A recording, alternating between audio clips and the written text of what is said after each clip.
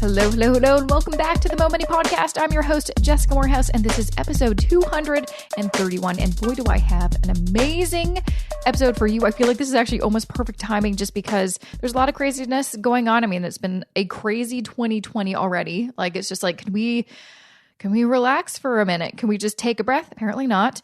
But for this episode, I have the wonderful Keisha Blair on the show. She is a trained economist, and she's the author of the recently released and best-selling book, Holistic Wealth, 32 Life Lessons to Help You Find Purpose, Prosperity, and Happiness. Now, her book is actually based on a viral article that she wrote and then published on Thrive Global. I will link to that article in the show notes, jessicamorehouse.com/231 if you want to check that out.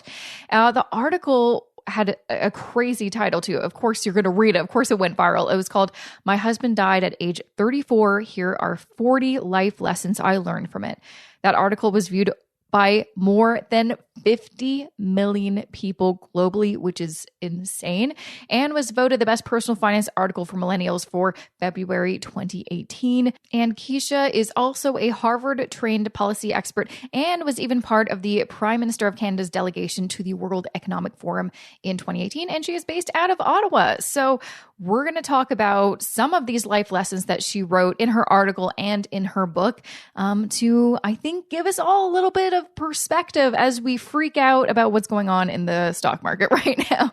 Because I think we need to kind of take a beat, take a second to remember that life can be short. It can also be long. And we need to, no matter what, we need to prepare ourselves. We need to protect ourselves. We also need to make sure that we're living our lives with more intention. We're being mindful. We're not taking what we have, what time we have for granted. So you're going to love this episode because I absolutely loved having Keisha on the show. But before I get to that interview with Keisha, here's just a few words about this episode's sponsor. This episode of the Mo Money Podcast is supported by UFile. It's that time of year again. You know, time to file your taxes. So, how are you going to do it this year? Why not join over 1 million Canadians who put their trust into UFile's 20 years of experience helping taxpayers get it done? No matter if you've got a simple return or your situation is a bit more complex, like you're self-employed, have lots of investment income, or have rental properties, UFile can help. Moreover, if you're a student or filing a return for the first time, or have a very simple tax return to file, or if your family's income is less than $20,000, you may be eligible to file your return with UFile absolutely free. UFile also offers the triple guarantee, meaning you get their assurance of accuracy, satisfaction, and the best tax result. To learn more and to get your taxes over and done with the pain-free way, visit ufile.ca. And as a special bonus, get 15% off when you use promo code MOMONEY. Once again, that's ufile.ca, and make sure to use code MOMONEY to get 15% off. Well, thank you so much, Keisha, for taking the time to chat with me on the show. I'm so excited to share your story. I'm so excited to be here. Thanks for having me. You're so welcome. So you, kind of became well known because of this article that you wrote that has such it's a kind of a heartbreaking title, if I'm honest. My husband died at 34. Here are 40 life lessons I learned from it. And it went viral, I believe, in 2018. How did this article come about first? Like, how did you decide to write this article? And then it just kind of, caught fire, so to speak, and that everyone just kept on reading it and sharing it. Yeah, so I was working on a memoir and I was pitching that out to publishers and, getting the type of feedback, memoir is hard to sell and, you have to be like a celebrity. And so I sat down and, I was turning 42 that year. And I sat down and I was like, well, I've been writing for a long time. And I've been through this transformative experience. What are the lessons, you've learned from this? And I just started writing that. And I kid you not, I don't know if it was because I had the manuscript and I was working on the memoir, but it just came out. And it didn't take me much time to put the article out. It was like in a day. And yeah, and I was very surprised. But what I knew, which I also say in the book, is it was the most vulnerable piece of writing I had done. I felt like I had bared my soul, so much so that I felt like if nobody read it, it would have been fine, because it was almost just very soul bearing. And a lot of the lessons in the article and the book really stem from that experience, even the financial ones of walking into the hospital ER with my husband living and breathing, to walking out 3 hours later with a white plastic bag with his things. And so that was like the crux of it for me. And I still have that moment when I, remember that, and it grounds me a lot, because when I think about that prescient moment, it puts life into perspective for me. So that's kind of how it started. And yeah, like it really started out of a lot of thinking and writing done, because I had this memoir, and it was kind of shaping up through that process and just getting those lessons down. Yeah, absolutely. So can you share a little bit about the background? Like, you kind of shared that you've been writing for a long time. And also, you know, I hate to ask this because it seems like such a personal question, but you did write about it. It's like, what happened exactly? This big, life-changing event. Yeah. So he had a very, very rare illness. It's so rare that most doctors, it's called Pheochromocytoma. Most doctors will never see it in their lifetime because it's so rare. They'll only see it in textbooks. And that was why that night when he went in, it was so hard for them to discover it, because they don't even know from a biochemical perspective how to test for it, most doctors. And so it's likely that, it was a tumor on the adrenal gland, and it was growing, getting bigger, until one day it erupted. His family doctor didn't pick this up before. And even after he died, it took them one whole year. They had to assemble a whole team of international experts and pathologists, and the chief investigative coroner for Ontario into a team to really diagnose it. So it's and for me, that's why I had to start writing. It was just so bizarre, the circumstances.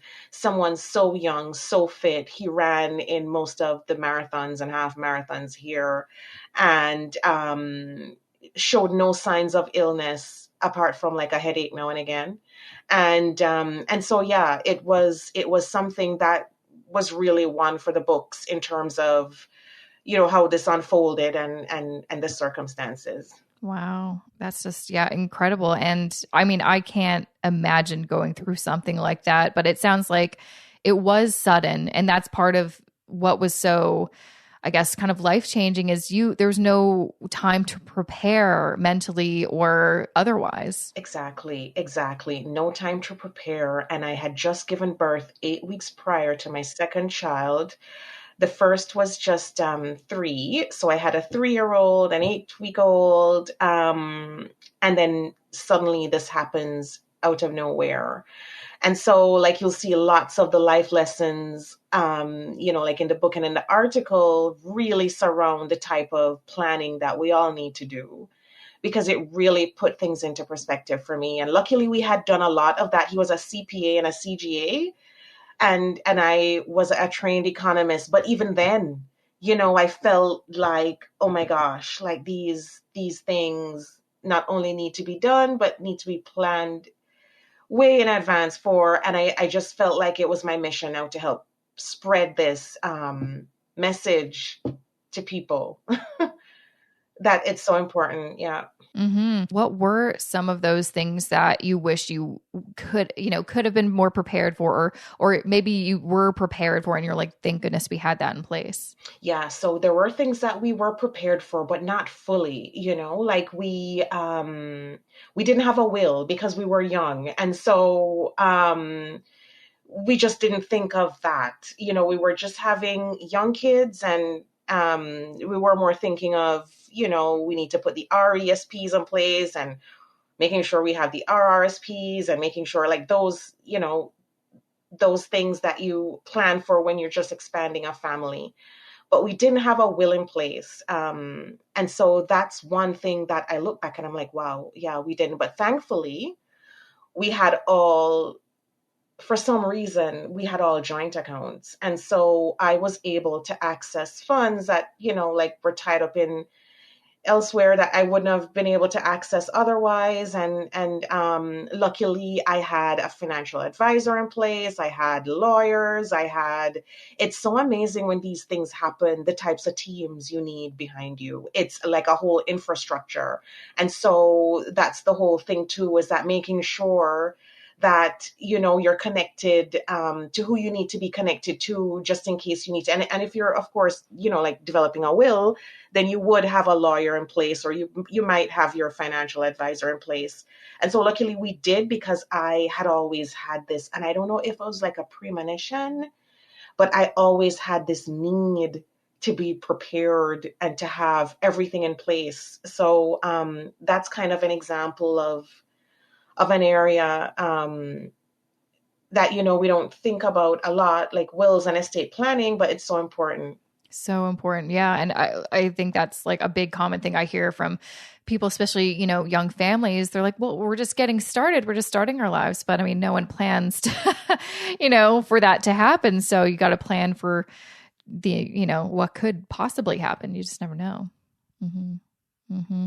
And I guess besides that, you were inspired. I think it's like really commendable that you took this, kind of tragedy and turned it into something kind of beautiful to also help people. Why were you inspired or motivated to write down some of your thoughts and feelings and then share it with the world in terms of like, here are some things that I learned to improve my life after this, terrible thing that happened to me? Yeah, so there have, like in terms of like my goals in my life, I've always, and I don't know why. I don't know if it was just this fear of not having enough, but I've always, had the objective of being financially independent.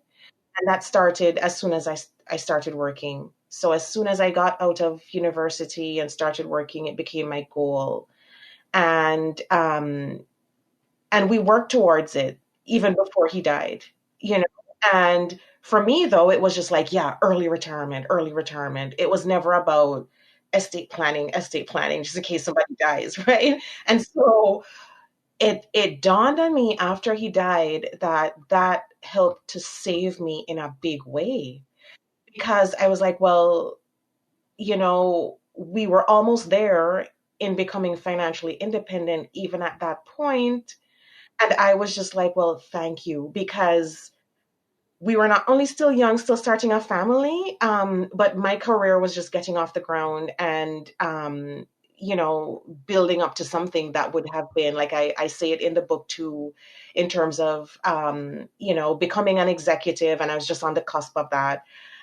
And, when I wrote that article, all of these things came to bear for me, because it was like this aha moment where I said, oh my gosh, it was because of this foreplanning and this insight and the foresight to be able to think long term and to think ahead and be aggressive at it, even at a young age, saved me from this tragedy becoming even more tragic. And it would have been more tragic if those things weren't in place, and if we didn't have those goals. And that's why I started to put pen to paper, because I felt like I had to tell everyone.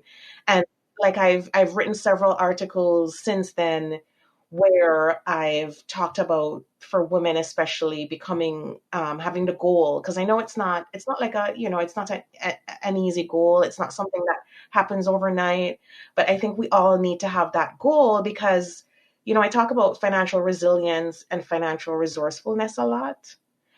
I feel like in a situation where you face a setback or a life altering tragedy, you need to be financially resilient and financially resourceful, and be able to plan ahead, to have those two things in place so you can take the time you need to bounce back, take the time you need to recreate a vision in your life, is very important when these things happen. And that was kind of front and center for me when I wrote that article. Mm-hmm.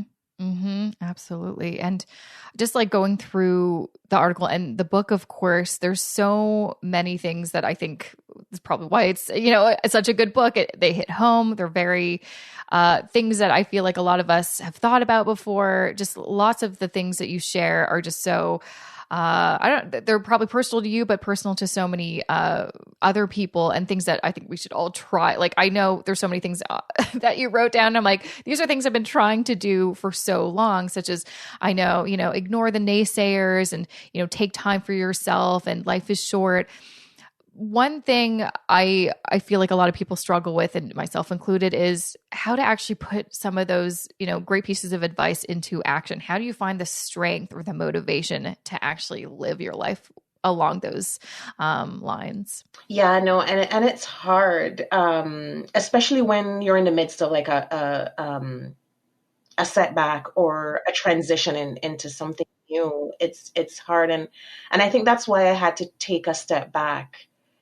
After he died, I really had to take a step back and really rethink what I wanted for my life and for myself and for the kids, and to kind of recreate that mission. And like I talk about that, a lot in the book, about defining a mission for yourself. Because for me, it was a whole process of re-emerging and like a rebirth. And I had to do that in order to move forward. And so that's a big part for me in terms of, you know, um, finding a path forward, and it has to be aligned with our values. And after that happened to me, my values, became clear to me in terms of how I wanted to live, how I wanted to spend my time. I did not want to be forced into a situation where, I had to be forced into a job or in something that I was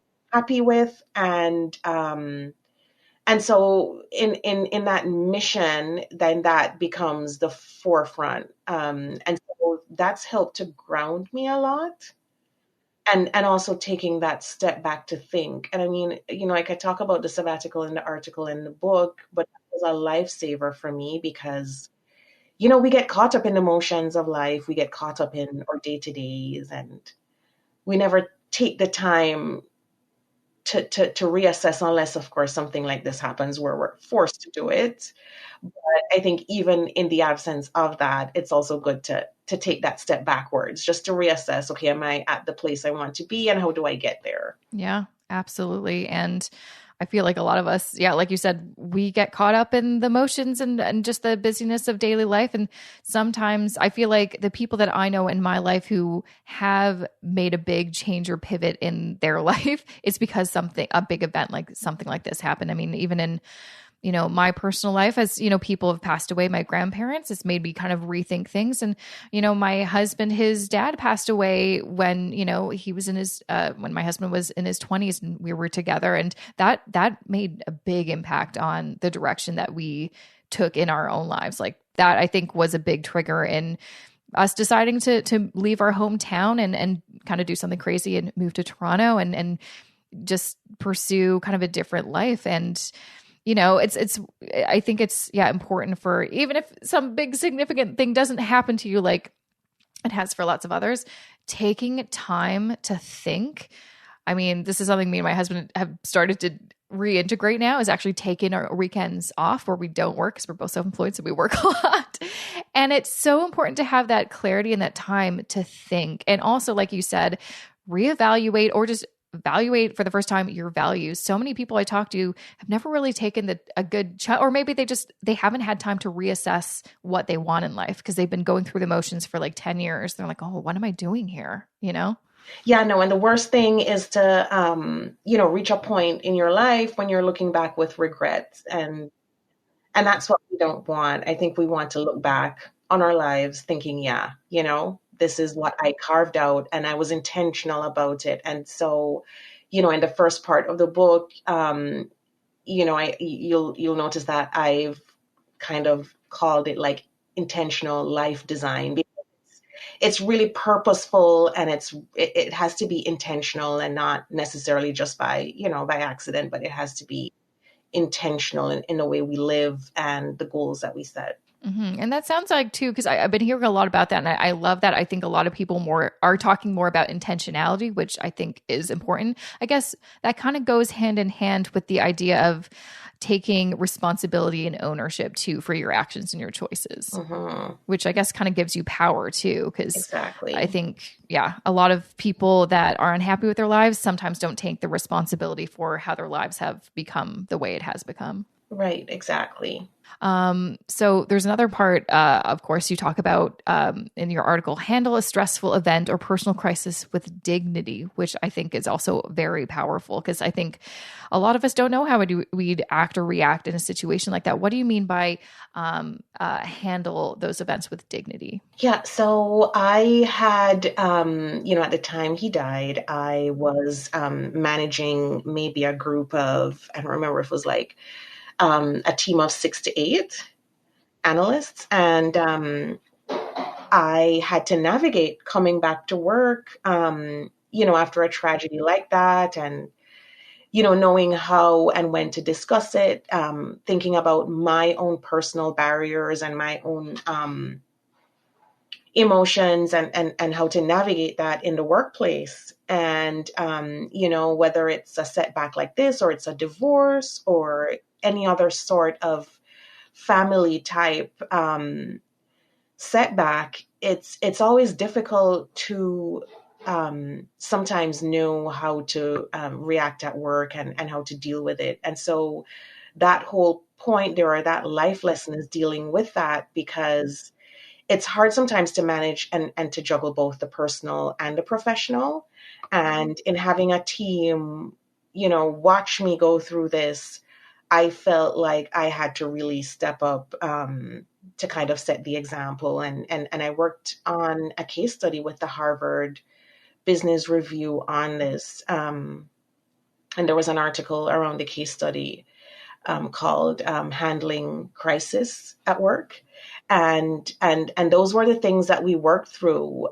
Things like, just seeking help if you need it, talking to your HR department, knowing when you feel like you can undertake these types of conversations, and really communicating that to those around you, and being intentional about that, and setting boundaries for yourself as well, because it can be very difficult, and nobody wants to have a breakdown at work. But it can be very difficult to go back to navigate this, and with your life upended, and having everybody coming and saying, oh my gosh, are you okay? How are the kids? And that continuously throughout the day happening.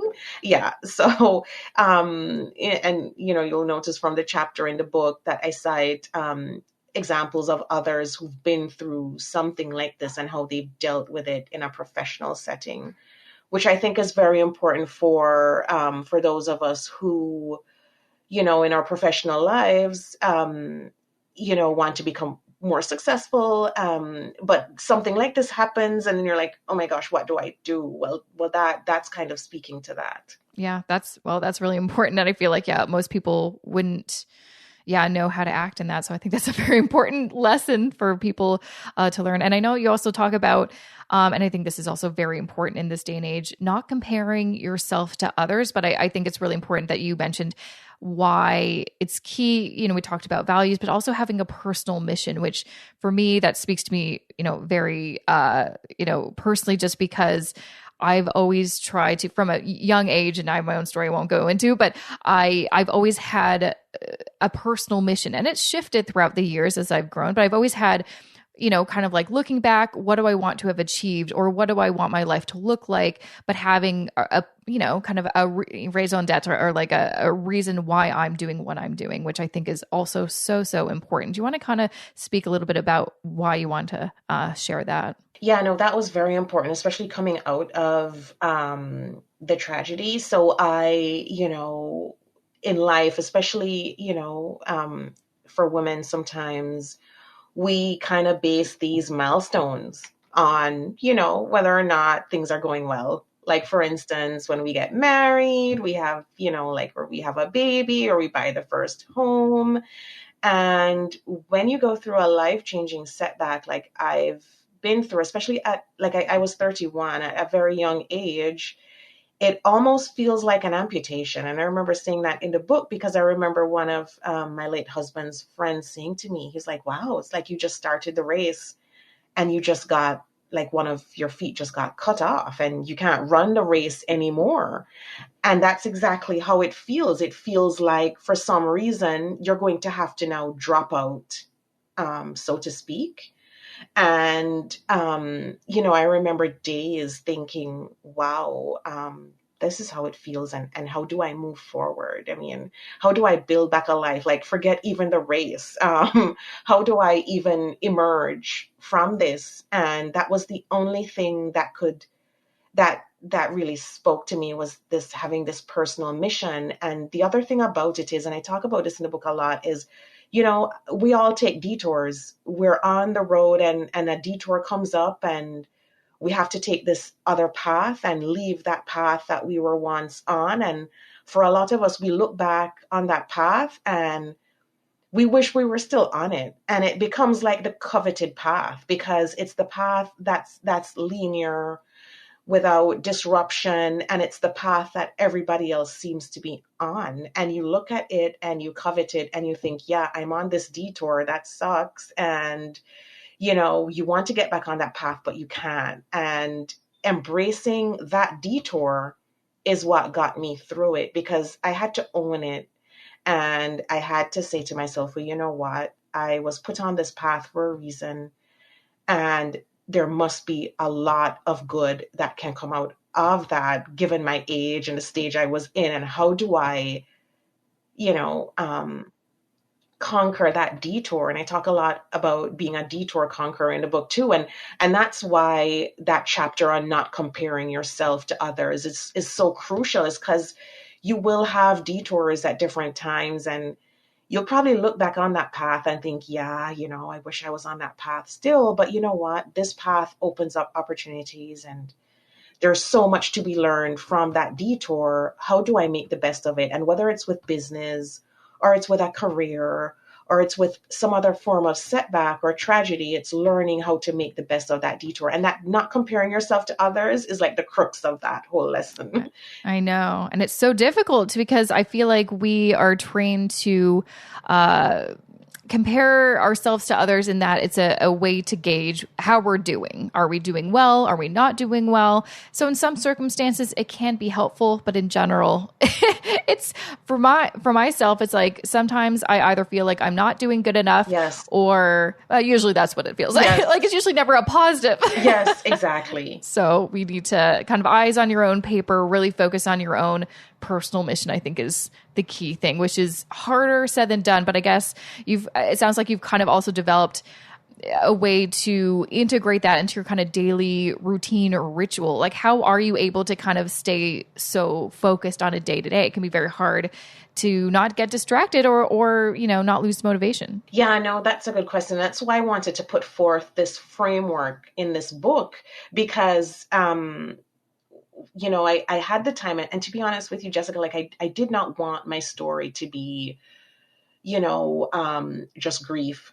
I wanted my story to be, here's a framework that you can use to overcome any obstacle. And that has kind of been my guiding inspiration and passion since this has happened. And that's what's kept me in focus. And of course, like I have different projects like you do. And I started, for instance, this website called The Modern Widow, and another one was Aspire Canada for mentorship. That came out of this experience as well. Because when, my husband died, I remember going to my kids' pediatrician and saying, okay, I have two young boys. What do I do now? Like, seriously, there are no male role models, close to me. And I remember he said, like, just find some male role models. And that's when the whole mentorship idea arose. But these things in my life are part of like my personal story. And they're so organic in the way they came about, these projects, because it was just linked to what was happening to me at the time and trying to fulfill that need. And so that helps to keep me grounded as well, because I've put together this framework in the form of the book and now the personal workbook that's out.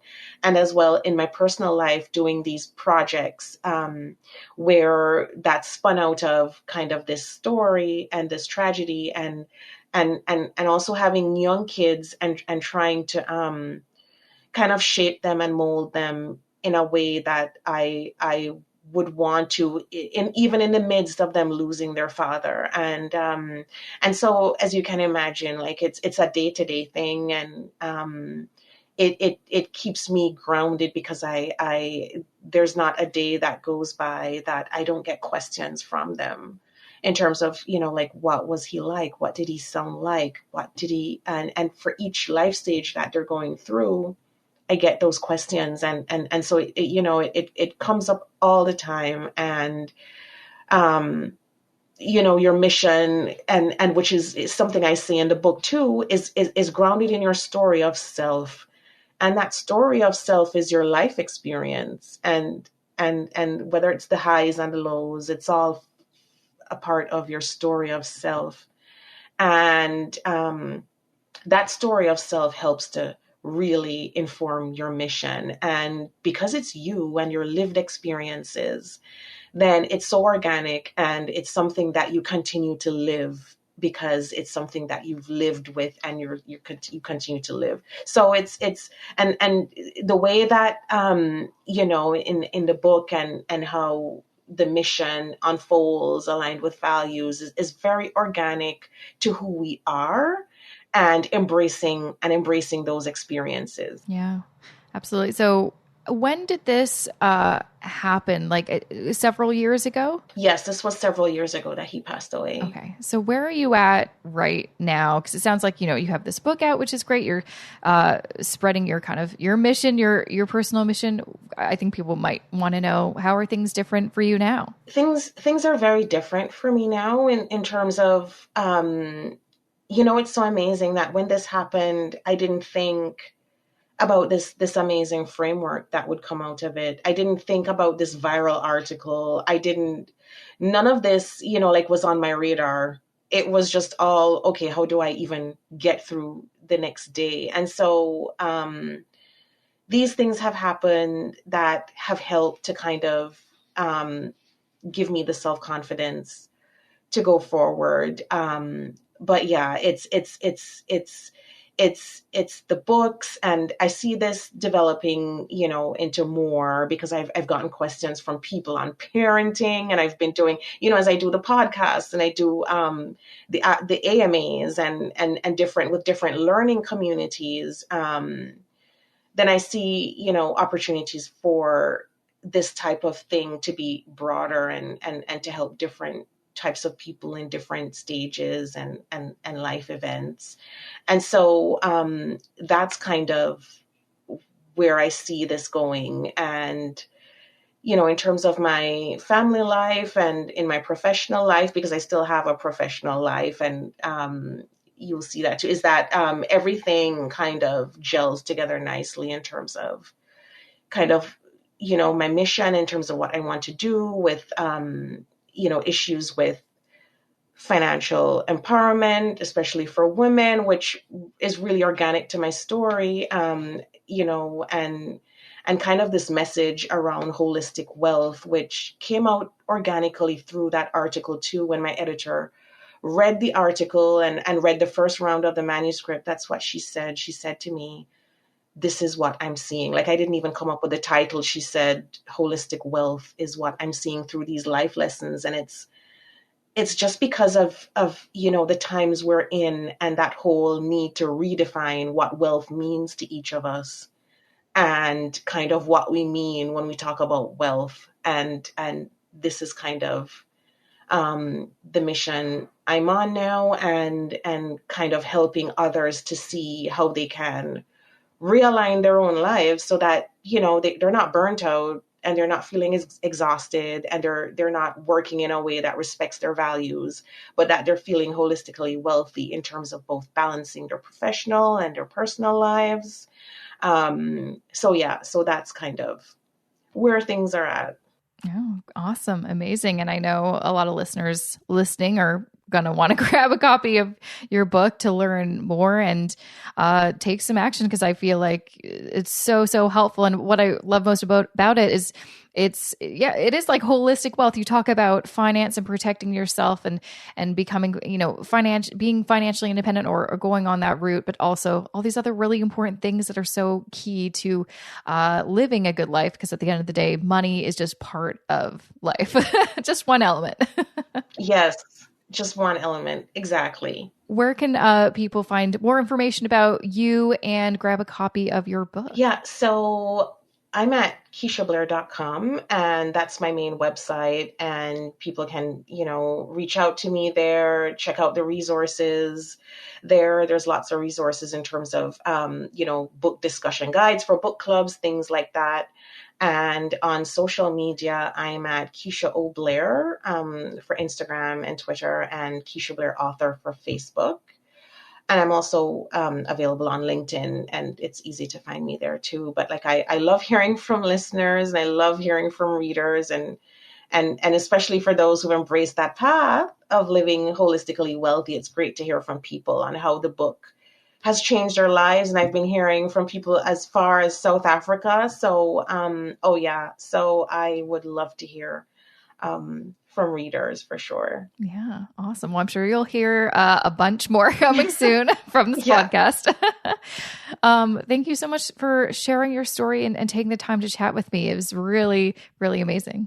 Yeah, no, Jessica, thanks for having me. And I'm hoping to come again as soon as I guessed. I hope I can. And it was great being here.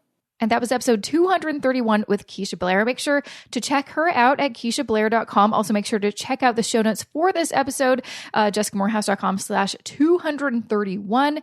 And of course, pick up a copy of her book, Holistic Wealth, 32 Life Lessons to Help You Find Purpose, Prosperity, and Happiness. And of course, I'm giving away a copy of her book because I'm awesome. I'm actually giving copies away of all the books that have been featured on season 10 of the Mo Money podcast. I'm going to share how you can, enter to win in just a moment. And I'm also going to share some other exciting things in the queue. So do not go away. I just want to share a few words about this episode's wonderful sponsor. This episode of the Mo Money podcast is supported by UFile. There are only two undeniable truths in life, and one of them is we've all got to pay taxes. So why not take the pain out of it and join the over 1 million Canadians who choose to use UFile to get their taxes filed online with ease? To name a few of UFile's most notable features, they've got Autofill My Return, in which you can automatically download information from your tax slips directly from the CRA to save you time and avoid mistakes. They also have Carry Forwards, in which you can import your previous year's information and pick up right where you left off. They also offer free telephone and email support if you need help or have a question. And since they are CRA NetFile certified, when you file your return with them, you can get your tax refund in as few as 8 days. To learn more and to get your taxes filed sooner so you can enjoy that tax refund, visit ufile.ca. And to get a special 15% off, make sure to use code MOMONEY. Once again, that is ufile.ca, and make sure to use code MOMONEY to get 15% off. Okay, first and foremost, let's give you a little reminder in case you haven't been around the podcast for a little bit. I'm doing actually several contests, so highly recommend you just check out the show notes, JessicaMorehouse.com/231, because they will all be listed in the show notes. First, of course, I'm giving away a copy of Keisha's book. You can, easily, enter to win her book or any book that has been featured on season 10 of the show by going to JessicaMorehouse.com/contests. But I'm also giving away a scholarship to my Investing Foundations for Canadians course, also a scholarship to my friend Kara Perez's debt management course. I'm being very, very generous. I don't know why. I just feel like I need to share the knowledge, the good, the love. I want to just share the love, basically. That's what I want to do. So just check out the show notes, JessicaMorehouse.com/231 to find out how you can enter to win. as I've also mentioned in previous episodes, very, very soon, I will be actually heading out to Edmonton for a work trip. But while I'm there, I'm actually there for a night and a day, basically. And so I thought, while I'm there, it'd be kind of fun if I can meet up with some folks. And I've already got a ton of people who have sent me, DMs or emails that said, oh yeah, I'd like to hang out with you. And, why not? I'm a fun time. I'll be a good time, I promise. So if you're in Edmonton, I'm talking about like downtown Edmonton. That's where I'm going to be. Shoot me a DM or a message if you want to hang out with me on the evening of March 17th. I'm going to figure out, is that St. Patrick's Day? That is what it says in my calendar. That seems crazy. Maybe that's true. I guess it's true. That's weird. That's what or is that true? I don't know. That's what it has in my calendar. I did not put it there. So maybe it's St. Patrick's Day. If so, that's hilarious because I didn't plan it that way. But anyways, if you want to hang out with me in Edmonton, hit me up and I'll give you some more details all about that. Lastly, so you may remember if you've been a long-time listener of the show, if you're on my email list, in January and February, I did something that I've never done before, and it was actually so much fun. I launched my course called the 6-Week Fix Your Finances Masterclass. It was a live masterclass, so I did a live weekly video session with all of my students for 6 weeks. And, that is now done. It wrapped up and I'm going to be turning that into an on-demand class. And what that means is I'm going to soon open enrollment again, and you will be able to sign up at any point. All of the course materials will be in there, the same as the one I just did. But all the videos will be pre-recorded because as much as I love to do a live masterclass, girl, it has to work and it is very hard to actually be there, to do a live presentation every Wednesday at 8 p.m. For 6 weeks. And I mean, I was on vacation for a little bit, so I had to do one of the sessions when I was Palm Springs. So anyway, I want to make it more accessible because also there's a lot of students who, they work night shifts or they work kind of crazy hours. And so it just didn't work out. So I'm very excited to be releasing it. I'm hoping it's going to be ready to launch next week. But how you can kind of stay in the loop is to get on my email list. To go to jessicamorehouse.com/subscribe. Just go to my website, jessicamorehouse.com. And you can also, if you go to jessicamorehouse.com/courses, you'll be able to also just sign up for notifications for when that course will be live. But just long story short, get on my email list. That's when you can find out when it's available. And if you're wondering what the hell is this course all about, great question. Basically, I want to build a course to kind of replicate the program that I offer all my financial counseling clients, which is essentially how to build your own financial plan, everything except for, investing. Basically, I've got an investing course for that called Investing Foundations for Canadians, where you can learn all about that. So this is really about if you don't really have a good financial foundation, or if you maybe do, but aren't sure if you're doing right, this goes through everything. It goes through setting financial goals, budgeting, tracking your spending and your net worth, practicing money mindfulness, which is probably one of my favorite kind of modules in the course, making sure that you're protecting yourself and your family properly, and a whole bunch of other stuff. So make sure to get on the email list to find out when it is available. I'm very excited to open up the doors, because I've gotten some really great feedback from the current students. So yeah. And also the best part too is, even though it's an on-demand class, at least for now, it also has a component where you are assigned homework and you get to submit it to me and I give you feedback. So we are in this together. You will be hearing from me, and it's kind of a cool, I think, different version of an online course. Anyways, that is, I feel like, everything that's happening at the moment. Of course, my life is crazy, so I'm sure there will be some new stuff going on next week. But actually, this Friday, I have another Money Minute episode for you that you're not going to want to miss. So hopefully I will see you back here on Friday. If not, I will see you back here next Wednesday with a fresh new podcast interview on the Mo Money Podcast. Thanks for listening. I will check you later.